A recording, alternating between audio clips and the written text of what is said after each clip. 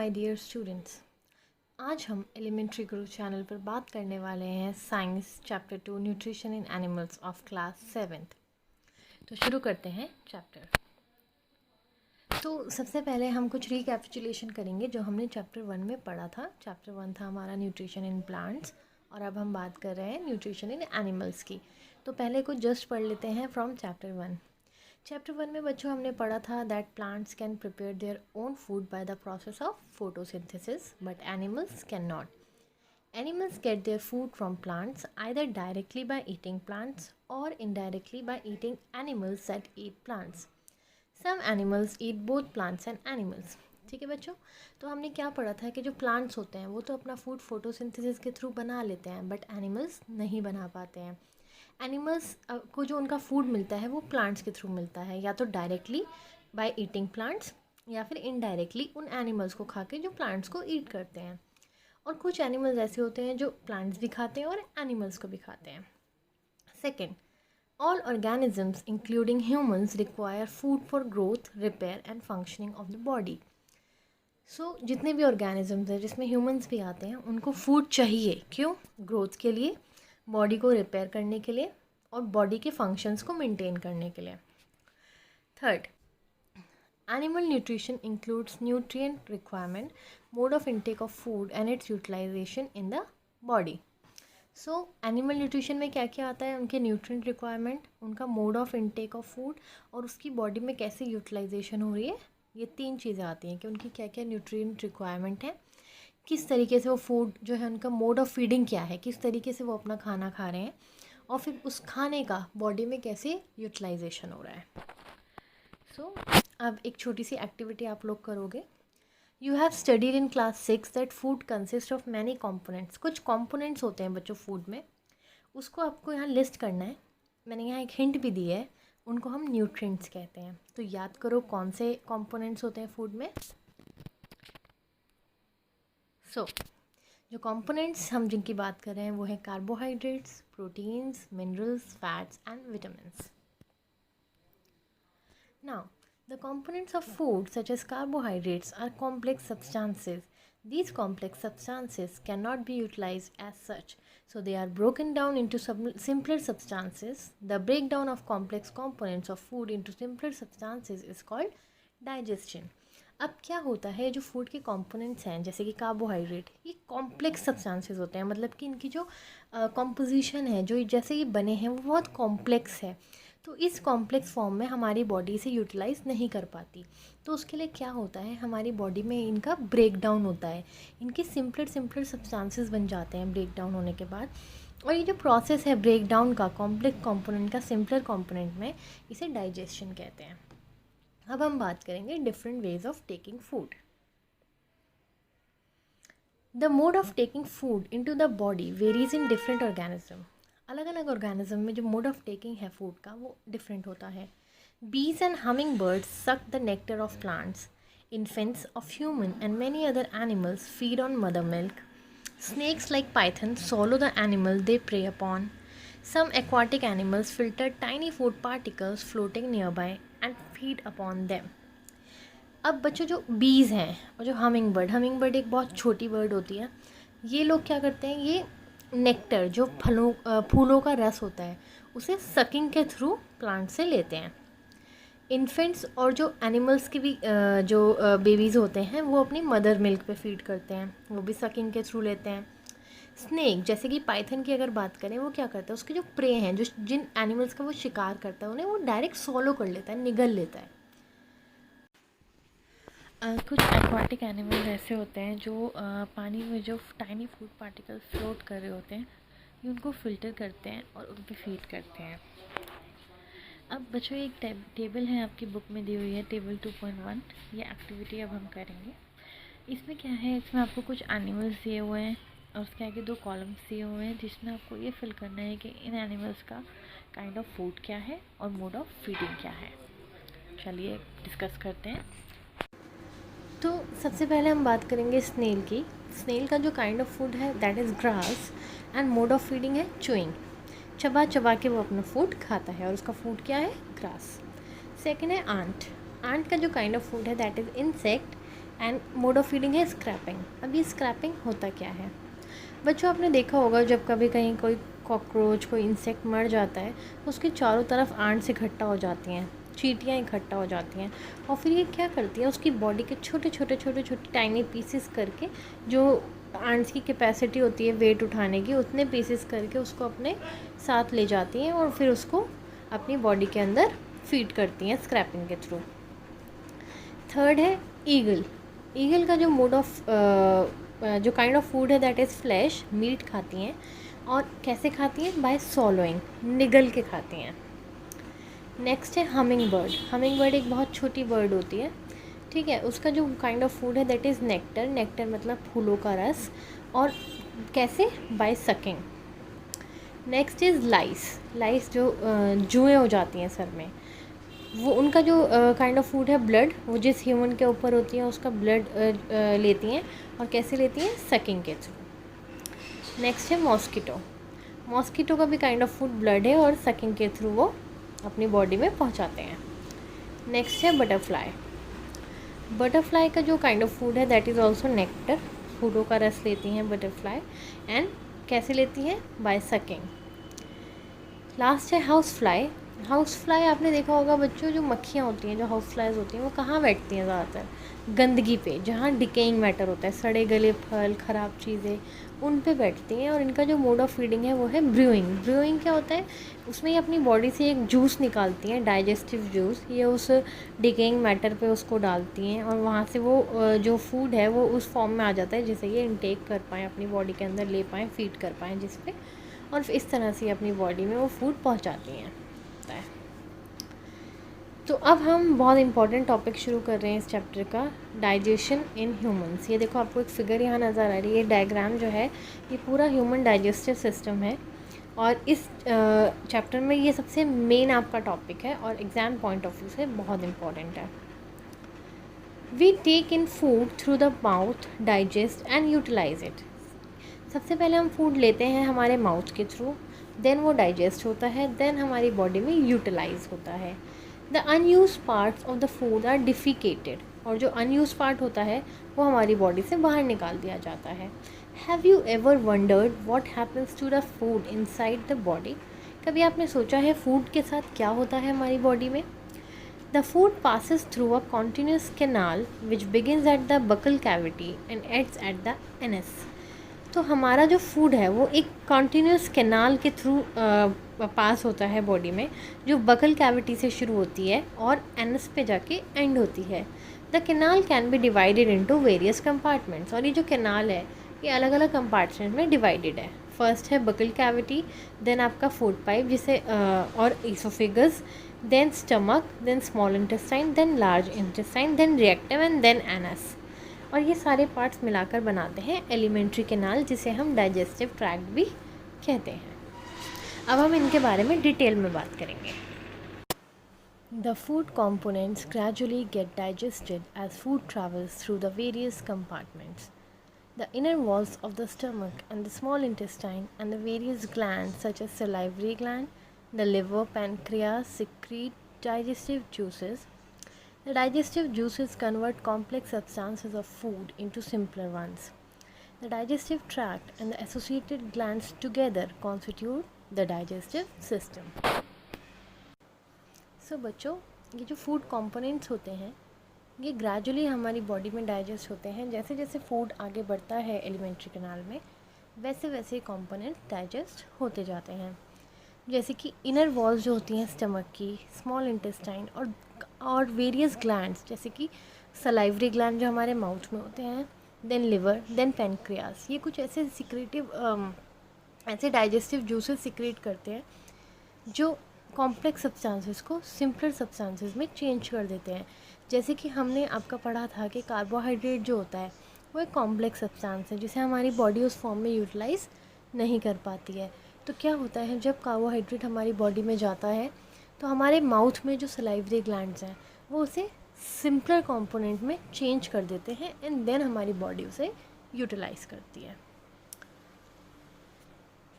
So first जो आपका alimentary canal है उसका जो फर्स्ट स्टेप है that is the mouth and buccal cavity. इसके बारे में हम बात करेंगे। Food is taken into the body through the mouth. The process of taking food into the body is called ingestion. We chew the food with the teeth and break it down mechanically into small pieces. Each tooth is rooted in a separate socket in the gums. Our teeth vary in appearance and perform different functions. Accordingly, they are given different names. So बच्चों क्या होता है, सबसे पहले food जो है हमारी body में कैसे जाता है? थ्रू आवर माउथ, हमारे माउथ के थ्रू जाता है। और ये जो प्रोसेस होता है taking food into the body, food को बॉडी के अंदर पहुंचाने का, इसे इंजेशन कहते हैं। हम सबसे पहले अपने फूड को चबाते हैं अपने टीथ के थ्रू, टीथ की हेल्प से, एंड देन उसे मैकेनिकली छोटे छोटे पीस में ब्रेक कर देते हैं।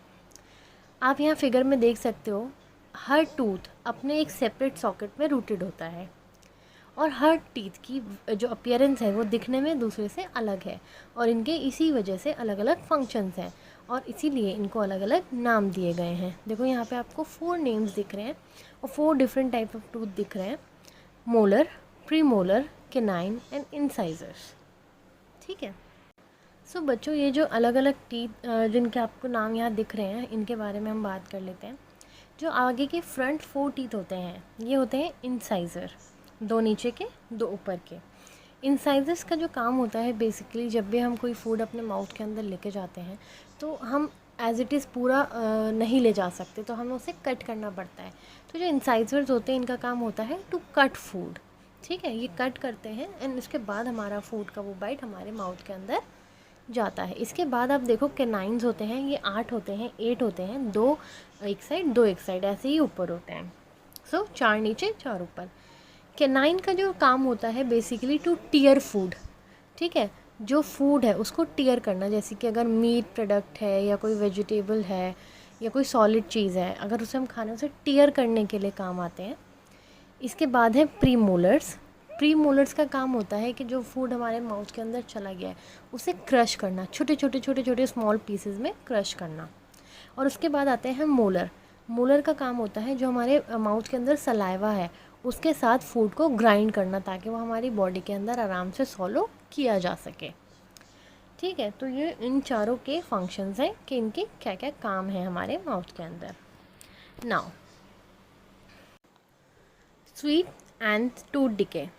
Normally, bacteria are present in our mouth, but they are not harmful to us.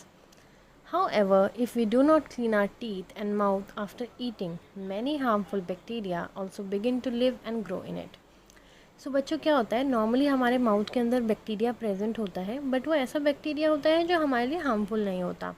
But अगर हम अपने टीथ क्लीन नहीं करेंगे खाना खाने के बाद, तो काफ़ी ऐसे हार्मफुल बैक्टीरियाज़ हैं जो हमारे अंदर ग्रो करना शुरू कर देंगे और रहना शुरू कर देंगे हमारे माउथ के अंदर। These bacteria break down the sugars present from the leftover food and release acids. और ये क्या करते हैं ये बैक्टीरिया, ये जो शुगर प्रेजेंट होती है हमारे लेफ़्ट ओवर फूड में, जैसे अगर हम क्लीन नहीं करेंगे तो लेफ़्ट ओवर फूड हमारे माउथ में होगा, तो ये उसमें से शुगर को ब्रेक डाउन करके एसिड रिलीज़ करना शुरू करते हैं। और ये जो एसिड होता है ये हमारे टीथ को डैमेज करता है और इसी को कहते हैं टूथ डिके। यहाँ पे आप इमेजेस देख सकते हो ABCD। If it is not treated in time, it causes severe toothache and in extreme cases result in tooth loss. और अगर इसको ट्रीट ना किया जाए टूथ डिके को, तो ये सीवियर टूथेक, बहुत ज़्यादा दांतों में जो दर्द होता है वो कॉज कर सकता है और एक्सट्रीम केसेस में दांत निकालना भी पड़ सकता है। Chocolates, sweets, cold drinks and other sugar products are the major culprits of tooth decay. So ये चीज़ें मेजर causes हैं जिसकी वजह से tooth decay होता है। Therefore, one should clean the teeth with a brush or दातून और dental floss. डेंटल फ्लॉस होता है एक ऐसा स्ट्रॉन्ग थ्रेड होता है जिसे 2 दांतों के बीच में यूज़ किया जाता है जो ट्रैप फूड पार्टिकल्स होते हैं उन्हें निकालने के लिए। So we should use these things at least twice a day and rinse the mouth after every meal. हमें दिन में 2 बार ब्रश करना चाहिए और अपना जो माउथ है उसे रिंस करना चाहिए पानी से, फ्रेश वाटर से, हर मील के बाद, हर खाने के बाद। Also one should not put dirty fingers or any unwashed object in the mouth. So हमें अपने गंदे हाथ अगर हमारे हैं तो वो अपने माउथ के अंदर नहीं ले जाने चाहिए और कोई भी अनवॉश ऑब्जेक्ट जो गंदा है वो हमें अपने माउथ के अंदर नहीं लेके जाना चाहिए।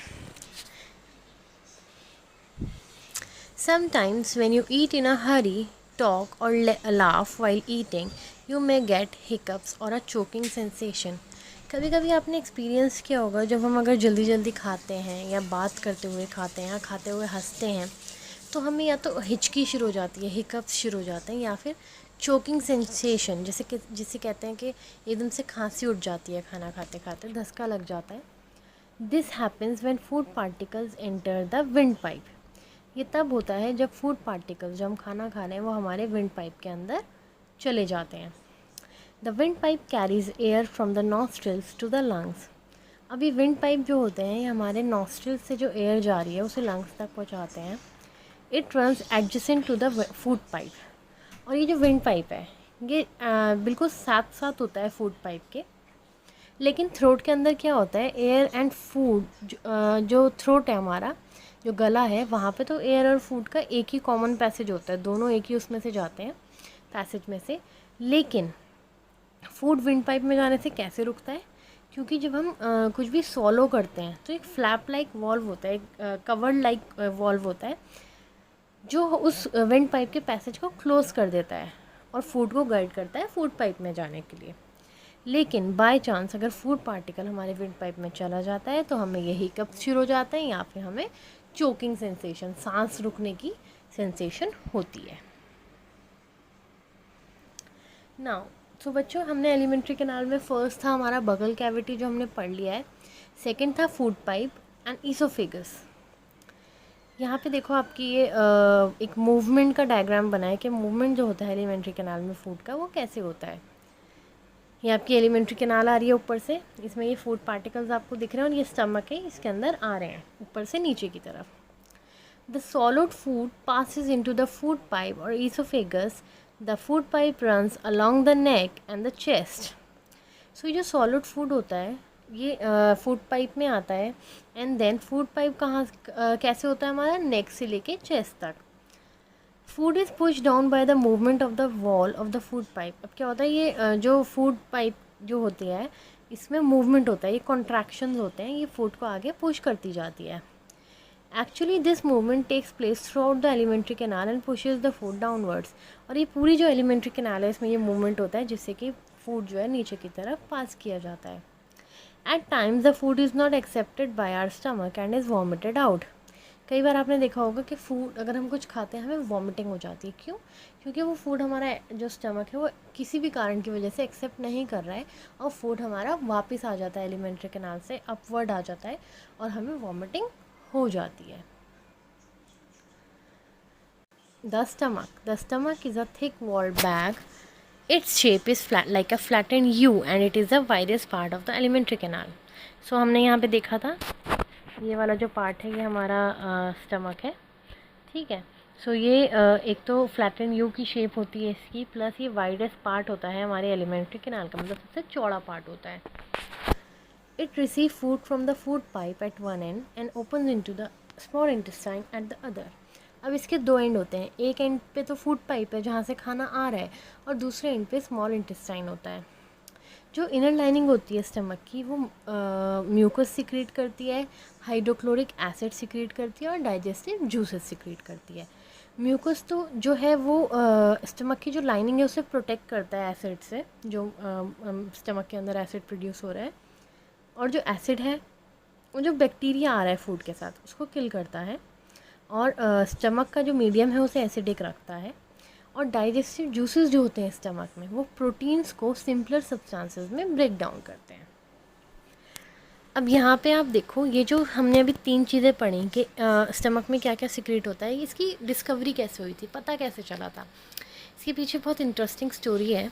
ये साइड में आप देखो, यहाँ बनी हुई है, मैं डिस्कस करती हूँ। The working of the stomach was discovered by a strange accident. In 1822, a man named Alexis Saint Martin was badly hit by a shotgun. अब क्या हुआ, एक स्ट्रेंज एक्सीडेंट हुआ 1822 में। एक आदमी था एलेक्सिस, उसे गन से शॉट किया गया, तो वो जो बुलेट थी वो उसकी चेस्ट को क्रॉस करते हुए इसके स्टमक में चली गई, और उसने स्टमक में एक होल कर दिया। उसे एक आर्मी डॉक्टर के पास लाया गया जिनका नाम था विलियम ब्यूमॉन्ट। डॉक्टर ने उस पेशेंट को तो बचा लिया, बट वो जो स्टमक में होल हो गया था उसे प्रॉपरली क्लोज नहीं कर पाए। ब्यूमॉन्ट took it as a great opportunity to see the inside of the stomach through the hole। और ब्यूमॉन्ट को एक बहुत अच्छी अपॉर्चुनिटी मिल गई कि वो स्टमक के अंदर देख पाएँ उस होल के थ्रू, और उसकी वजह से ही उन्होंने कुछ वंडरफुल ऑब्जर्वेशंस की। ब्यूमॉन्ट ने देखा कि स्टमक के अंदर फूड को चर्न किया जा रहा है। It's wall secreted a fluid विच को डाइजेस्ट द फूड, और स्टमक की वॉल से कुछ ऐसा फ्लूइड सिक्रेट हो रहा है जो उस फूड को डाइजेस्ट कर रहा है। He also observed that the end of the stomach opens into the intestine only after the digestion of the food inside the stomach is completed। उन्होंने ये भी देखा कि जो एंड उसका स्टमक का इंटेस्टाइन से जाके मिलता है वो तभी ओपन होता है जब फूड का जो डाइजेशन है स्टमक में वो पूरा हो जाता है। स्टमक की बात हो गई। स्टमक के बाद नेक्स्ट पार्ट है स्मॉल इंटेस्टाइन। अब हम इसकी बात करेंगे। The small intestine is highly coiled and is about 7.5 meters long. It receives secretions from the liver and the pancreas. Besides, its wall also secrete juices. So, जो ये small intestine ये है तो बहुत लॉन्ग, 7.5 मीटर के around ये long होता है, बट ये हाईली कॉइल्ड होता है, इस तरीके से मुड़ा हुआ होता है, फोल्डेड होता है कि इसने कम जगह ली हुई है। अगर ये 7.5 मीटर सीधा लॉन्ग हो तो या हमारी बॉडी में फिट हो पाएगा? नहीं, तो ये हाईली कॉइल्ड होता है। अब इसमें एक तो पैनक्रियाज और लिवर से जूसेस आते हैं, साथ ही में इसकी जो वॉल्स हैं वो भी सिक्रीट करती हैं कुछ juices. The liver is a reddish brown gland situated in the upper part of the abdomen on the right side. ये देखो बच्चों, यहाँ पे आपको गॉल ब्लैडर नज़र आ रहा है, उसके पीछे एक बड़ा सा जो पार्ट है that is liver. Reddish brown colour का ये होता है, ठीक है, और ये लार्जेस्ट ग्लैंड है हमारी बॉडी का। ये एक बहुत इंपॉर्टेंट क्वेश्चन है और ये आगे भी आपकी लाइफ में काम आएगा। Which is the largest gland of our body? So इसका आंसर है लिवर। अब ये जो लिवर है इसके अंदर बाइल जूस सिक्रीट होता है, जो एक सैक में एक बैग लाइक स्ट्रक्चर है जिसे गॉल ब्लैडर कहते हैं। आपको गॉल ब्लैडर दिख रहा है, ये रहा। गॉल ब्लैडर में वो जूस स्टोर होता रहता है। बाइल जो है उसका एक इम्पॉर्टेंट रोल होता है हमारे डाइजेशन में, जो हमारा बॉडी में जो फैट्स जाते हैं उसके डाइजेशन में। The pancreas is a large cream colour gland located just below the stomach. यहाँ पे आपको देखो, ये यहाँ पे पैनक्रियाज दिख रहा है, ये रहा, ठीक है। तो अब क्या होता है, पैनक्रियाज एक दूसरा ग्लैंड है, ये भी लार्ज ग्लैंड है और ये स्टमक के जस्ट नीचे होता है। Pancreatic juice act on carbohydrates and proteins and change them into simpler forms। Pancreatic juice जो है वो कार्बोहाइड्रेट और प्रोटीन्स पे काम करते हैं और उन्हें और सिंपलर फॉर्म में चेंज कर देते हैं। The partly digested food now reaches the lower part of the small intestine where the intestinal juices complete the digestion of all components of food. So क्या होता है कि अब जब ये सारे जो कॉम्पोनेंट्स हैं ये सिंपलर फॉर्म में हो गए हैं, उसके बाद ये स्मॉल इंटेस्टाइन में जाते हैं, उसके लोअर पार्ट में जाते हैं जहाँ पे डाइजेशन कंप्लीट होता है सारे कंपोनेंट्स का, और जो कार्बोहाइड्रेट्स हैं वो सिंपल शुगर में ब्रेक डाउन हो जाते हैं, जैसे कि ग्लूकोज, फैट्स फैटी एसिड में चेंज हो जाते हैं और ग्लिसरॉल में, और प्रोटीन्स हो जाते हैं अमीनो एसिड में। नाउ जब ये डाइजेशन कंप्लीट हो जाता है तो उसके बाद स्मॉल इंटेस्टाइन में इनका एब्जॉर्प्शन होता है। अब देखते हैं कैसे। The digested food can now pass into the blood vessels in the wall of the intestine. So ये जो डाइजेस्टेड फूड होता है ये ब्लड वेसल्स में जा सकता है अब, जो इंटेस्टाइन की वॉल में प्रेजेंट है। This process is called absorption. The inner walls of the small intestine have 1000 out finger like growths. These are called villi. The villi increase the surface area for absorption of the digested food. Each villus has a network of thin and small blood vessels close to its surface. The surface of the villi absorb and digest food materials. The absorbed substances are transported via the blood vessels to the different organs of the body where they are used to build complex substances such as protein required by the body. This is called assimilation. In the cells, glucose breaks down with the help of oxygen into carbon dioxide and water, and energy is released. The food that remain undigested and unabsorbed then enters into the large intestine. So एक बहुत interesting phenomena है absorption का. इसमें क्या होता है बच्चों, हमारा जो ये है स्मॉल इंटेस्टाइन, इसमें बहुत सारी छोटी छोटी फिंगर लाइक ग्रोथ्स होती हैं जिनको हम विली कहते हैं. और ये जो विली होती है, इसके आसपास 1000 ऑफ स्मॉल ब्लड वेसल्स होते हैं इसके सरफेस के पास. तो ये क्या करते हैं, जो डाइजेस्टिव फूड स्मॉल इंटेस्टाइन में आया है ये उन ब्लड वेसल्स में पास हो जाता है और उन ब्लड वेसल्स के थ्रू हमारी बॉडी के अलग अलग ऑर्गन्स में जाता है जहाँ उनकी ज़रूरत होती है. जैसे कि प्रोटीन्स की ज़रूरत होती है बॉडी को बिल्डअप करने में, मसल बनाने में. ठीक है, इसको एसिमिलेशन कहते हैं. ऐसे ही ग्लूकोज जो है वो ब्रेक डाउन हो जाता है ऑक्सीजन और कार्बन डाइऑक्साइड में, कार्बन डाइऑक्साइड और वाटर में, और एनर्जी रिलीज़ करता है. और जो फूड ऐसा होता है जो अनडाइजेस्टेड रह गया है या अनएब्जॉर्ब रह गया है वो हमारी स्मॉल इंटेस्टाइन से लार्ज इंटेस्टाइन में आ जाता है. अब लार्ज इंटेस्टाइन में क्या होता है, लार्ज इंटेस्टाइन जो होता है ये स्मॉल इंटेस्टाइन से थोड़ा सा वाइडर होता है, थोड़ा चौड़ा होता है और लेंथ में भी कम होता है. वो 7.5 मीटर के करीब था, 7.5 मीटर. लार्ज इंटेस्टाइन की जो लेंथ होती है इट इज़ अबाउट 1.5 मीटर, तो काफ़ी छोटा है ना. Its function is to absorb water and some salt from the undigested food material. इसका काम ये होता है कि जो undigested unabsorb food material large intestine में आया है उसमें से वाटर और सॉल्ट्स को एब्जॉर्ब करना, क्योंकि वो हमारे काम के हैं. The remaining waste passes into the rectum and remains there as a semi solid faeces. और जो रिमेनिंग अब वेस्ट रह गया जिसमें से वाटर और सॉल्ट भी निकल गए, अब वो हमारे जो रिएक्टम है उसमें सेमी सॉलिड फीसेस के रूप में स्टोर रहता है. The faecal matter is remove through the anus from time to time. और एनस के थ्रू टाइम टू टाइम ये फीशियल मैटर हमारी बॉडी से बाहर आता रहता है. इस प्रोसेस को कहते हैं इजेशन. नाउ अभी हमने ह्यूमंस के अंदर डाइजेशन की बात कर ली. अब हम डाइजेशन की बात करेंगे कुछ ग्रास ईटिंग एनिमल्स के बारे में. Have you observed cow, buffalo and other grass eating animal chewing continuously even when they are not eating grass. आपने देखा बैठे बैठे भी ऐसे करते रहते हैं जैसे वो चबा रहे हैं, जबकि उस टाइम वो कुछ खा भी नहीं रहे होते. क्यों होता है ऐसा? Actually they quickly swallow the grass and store it in a separate part of the stomach called rumen. यहाँ देखो आपको एक इनके पेट में ये ग्रीन कलर का पार्ट नज़र आ रहा है, इसे कहते हैं rumen. तो क्या होता है जब ये काउज एंड बफलोज ग्रास को ईट करते हैं तो ये जल्दी जल्दी उसे सॉलो कर लेते हैं, निगल लेते हैं और इस rumen में वो स्टोर हो जाती है. उसके बाद क्या होता है, यहाँ पे फूड पार्शियली डाइजेस्ट होता है, इसे कर्ड कहते हैं, CUD कर्ड. ये कर्ड बाद में उनके माउथ में रिटर्न आती है स्मॉल लम्प्स में, छोटे छोटे लम्प्स में, और एनिमल से च्यू करता है, चबाता है. इस प्रोसेस को रूमिनेशन कहते हैं और जिन एनिमल्स में ये प्रोसेस होता है उन्हें रूमिनेंट्स कहते हैं. The grass is rich in cellulose, a type of carbohydrate. Grass में सेल्यूलोज होता है, ये एक टाइप है कार्बोहाइड्रेट का. Many animals including humans can not digest cellulose.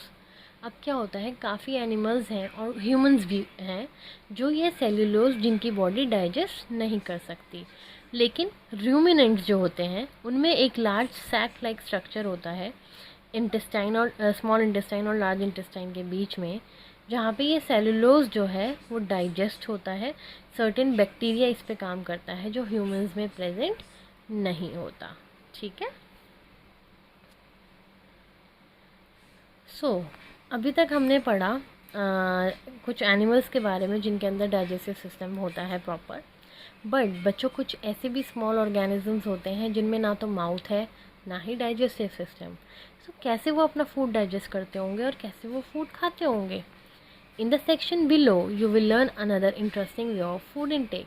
अब यहाँ पे हम एक बहुत ही डिफरेंट ऑर्गेनिज्म के बारे में बात करने जा रहे हैं जो है amoeba. Feeding and digestion in amoeba. Amoeba is a microscopic single celled organism found in pond water. Amoeba एक ऐसा ऑर्गेनिज्म है जिसे आप नेकेड आई से नहीं देख सकते, वो आपको माइक्रोस्कोप में ही नज़र आएगा और ये पॉन्ड वाटर में पाया जाता है. अमीबा में सेल मेम्ब्रेन होती है राउंडेड डेंस न्यूक्लियस होता है और बहुत सारे स्मॉल बबल लाइक वैक्यूल्स होते हैं। यहाँ देखो इसकी कोई शेप नहीं है, ये शेप बदलता रहता है, लेकिन एक डिस्टिंक्ट सेल वॉल है, सेल मेम्ब्रेन है ना, कवर आउटर कवरिंग है एक इसकी। उसके अंदर एक न्यूक्लियस भी है, न्यूक्लियस देखो, दिस इज़ द न्यूक्लियस, ठीक है।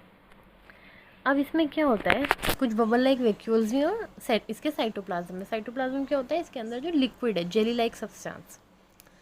Amoeba constantly changes its shape and position, इसकी शेप बदलती रहती है, ये बहुत जेली लाइक होता है, ठीक है, और इसकी पोजीशन भी बदलती रहती है। It pushes out one or more finger like projections called pseudopodia. अब ये क्या करता है, ये फिंगर लाइक प्रोजेक्शंस, यहाँ पे आप देखो एक फूड पार्टिकल है बाहर, ठीक है, और उसने अमीबा ने इसके दोनों तरफ फिंगर लाइक प्रोजेक्शंस निकाले हुए हैं, जिसे सीडोपोडिया कहते हैं, और ये इससे क्या करेगा, इस फूड पार्टिकल को ट्रैप कर लेगा, ठीक है। सो ये सीडोपोडिया जिसको हम कहते हैं, इसे फॉल्स फीड भी कहा जाता है, ये मूवमेंट करते हैं और फूड को कैप्चर कर लेते हैं। अमीबा उस फूड को जो है कैप्चर करने के बाद उसकी बॉडी में वो फूड डाइजेस्ट होता है, ठीक है, जो इस फूड वैक्यूल में ट्रैप हो जाता है, डाइजेस्टिव जूसेस उस पर काम करते हैं फूड वैक्यूल में और उसको ब्रेक डाउन कर देते हैं सिंपलर सब्सटेंसेस में। ग्रेजुअली वो डाइजेस्टेड फूड एब्जॉर्ब हो जाता है और एब्जॉर्ब सब्सटेंसेस जो होते हैं ग्रोथ और मेंटेनेंस के लिए यूज़ किए जाते हैं और अनडाइजेस्टेड रेजिड्यू को फूड से बाहर कर दिया जाता है वैक्यूल से। ये देखो यहाँ पे इन्होंने ये अनडाइजेस्टेड फूड जो है इसे बाहर कर दिया है। सो आप देख रहे हो कि कितना सिंपल से ऑर्गेनिज्म है, इसमें कुछ भी नहीं है एक्स्ट्रा, ना कोई एक्स्ट्रा पार्ट है, कुछ भी नहीं है, बस लेकिन उसमें भी डाइजेशन हो रहा है। तो ये चैप्टर अब आपका बच्चों कंप्लीट हो गया है, चैप्टर 2 आपका साइंस का। अब इस चैप्टर को एक बार अपनी बुक में अच्छे से सब बच्चे रिवाइज करेंगे। कोई टॉपिक नहीं समझ आता तो मुझसे दोबारा पूछ सकते हैं, ठीक है, मैं आपको दोबारा समझा दूँगी। इसके क्वेश्चन आंसर्स मैं नेक्स्ट वीडियो में अपलोड करूँगी, ठीक है। तब तक आप ये वीडियो अपने क्लासमेट्स के साथ और फ्रेंड्स के साथ, जो भी आपकी सेम क्लास में है, उनके साथ शेयर